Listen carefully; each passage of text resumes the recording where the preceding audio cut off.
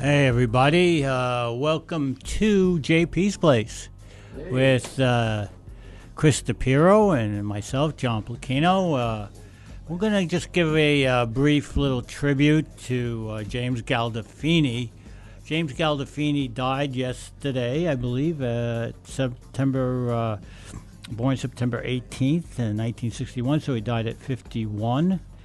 He was an American actor, best known for his role as Tony Soprano in The Sopranos, a troubled crime boss struggling to balance his family life and career in the mafia. Gandolfini was a Jersey guy, born in Westwood, grew up in Park Ridge, had strong Jersey roots, and he also was an Italian-American. His father worked at Paramus Catholic for many years, and his mother worked in cafeteria in local high school also. So yeah, really has strong New Jersey roots, and it was a shock, wasn't it, Mr. DePiero? Yeah, you would expect maybe he would live a little bit longer with the shape he was in, and but 51, God, and just really enjoying his life, and I think he had a new wife, and he was on vacation, like you said. Just really out of the blue, and that's the way I guess massive heart attacks come. You just don't know they come. Big guy, burly guy, but no probably indication of heart disease, and unfortunately, we're going to miss his acting skills because he truly was a great actor. And he redefined the role of a male television actor, actually, and influenced not only TV but the movies as well. Chris, did you watch The Sopranos? Yes, I probably watched every episode of it. All right. And before The Sopranos, I didn't know who James Gandolfini was. So my first exposure to him was as Tony Soprano.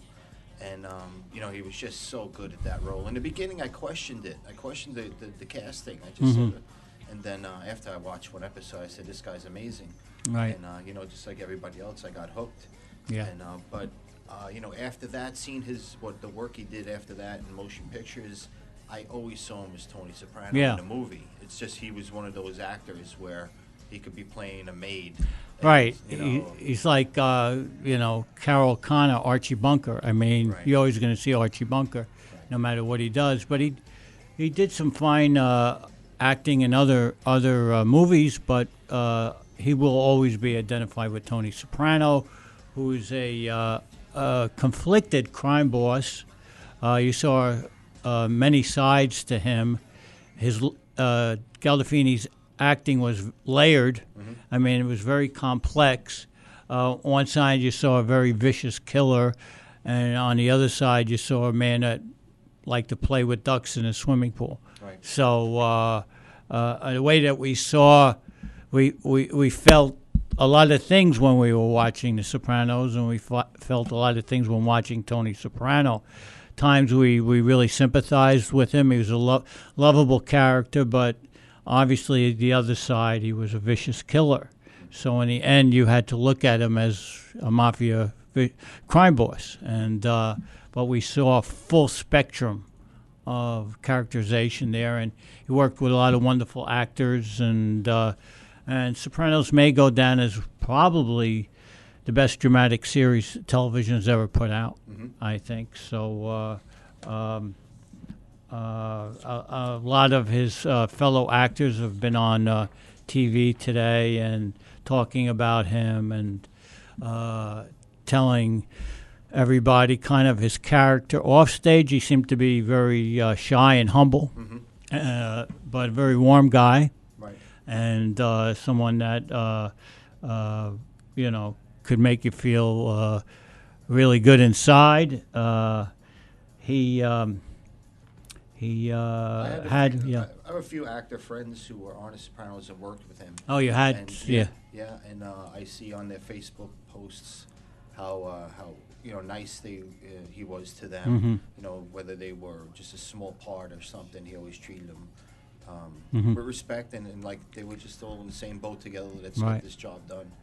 And it's a shame. He sounded like a really good man. I never met him, but I've seen him interviewed many times, and like you said, he seemed very humble and knowledgeable and a true actor, knowing a lot of history of acting and And what I read, he went to Rutgers University. He went to Park Ridge. What I read about him, he never really expected to get the lead role in Sopranos. He thought he'd go to a different type. He never saw himself as a leading man. He had rugged. He was rugged looking. But he didn't have classic good looks of a leading man. But he had something, and he had a presence, and everybody said you knew when he was in the room, and unfortunately, 51 is a little too early to go, and his legacy will live on beyond him. And David Chase, who produced the show, said he was a genius actor. He just had a genius about him, and so those are some of the tributes that have come to him. He really, as Chris said, he went to Rutgers. After that, he really was a bouncer for a while, what I read, in various bars.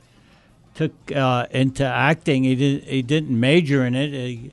He kind of got involved in it late, maybe around 29, 30, and became fascinated with it and committed himself to it. Got some roles in plays and minor movies, and then his big break came with The Sopranos.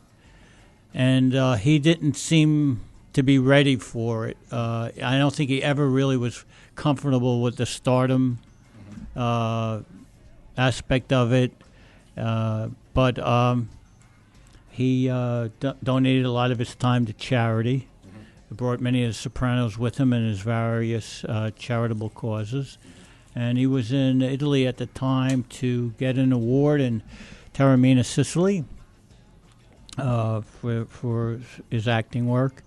And unfortunately, he got a heart attack in Rome, and I believe his son found him in the hotel room. Oh, is that? I didn't Yeah, know. so that's, and they're going to do an autopsy on him, I think, tomorrow. So, big hulking guy, heavy set guy, but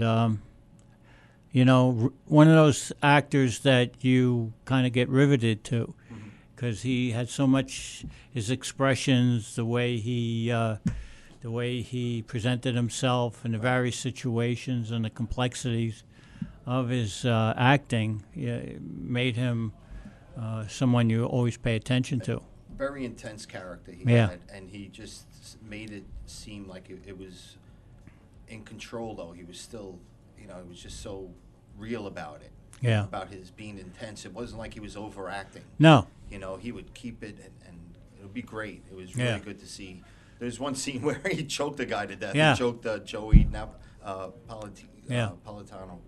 And, in a college town somewhere up, he was dropping his daughter up in college, and then he saw this guy, and he tracked him down. I think, and right on the kitchen floor, just choked him out. It was an amazing scene.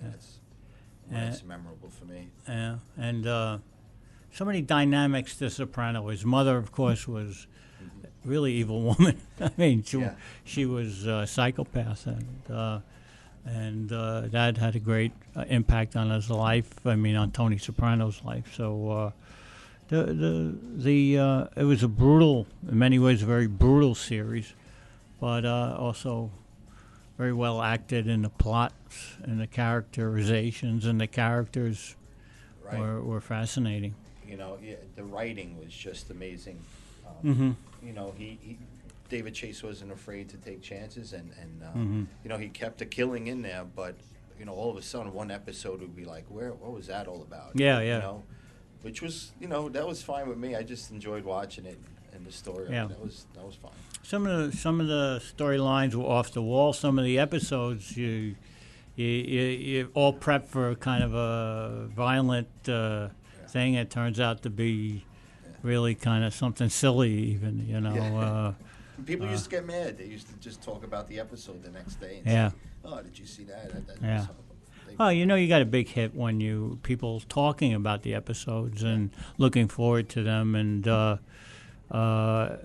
everybody thought at the end of the 8th season there'd be a movie or something, some sort of reunion show, but it never materialized. Yeah. So now it will never materialize. They I can't guess have not, it. you know. Yeah. I guess not. I mean, there are ways you could write it, and you know. Yeah, come up but with something without Tony Soprano, I don't think it works. No, it doesn't You would work. just you would just have to see how he died, and they would use a stunt double. Yeah. At least to show that part, how he went. Yeah. Nothing on camera speaking, of course. Yeah. Unless, you know, what they did with the mother. When the mother passed away in real life, they had extra footage of her. Oh, and they just And they put her in the episode sitting on the chair talking to Tony. Oh. You know, with the digital imaging. It was amazing. Yeah. But, Yeah. yeah, that's the only way I could think they could do something. Yeah, they probably have to use old footage and then build a story around that. I'm sure you there's a know. lot of old footage. I'm sure after 8 seasons there is, but unfortunately, you know, the acting world and the entertainment world will not be the same, because he really redefined what a leading man was, and we give condolences to his family, and that's about it. Anything else, Chris? Yeah, I just, on a completely different note, Yeah. I'd like to welcome back JP's Place to being on the air. I'm Right. looking forward to many shows with Right, Pluchino. right. And We haven't had to- JP's Place on for, how many? I think, maybe 15 years. 15 years. We did JP's Place Teen Forum, but that really wasn't the original JP's Place. That was a offshoot of JP's Place. But I don't think I've filmed since 1998 or something like that. So this is about 15 years. Well, this is great. Yeah. I'm looking forward to it. All right. We'll see everybody in September. All right. So James Gandolfini, rest in peace. And this has been JP's Place, John Pluchino, and our producer, Chris DePiro.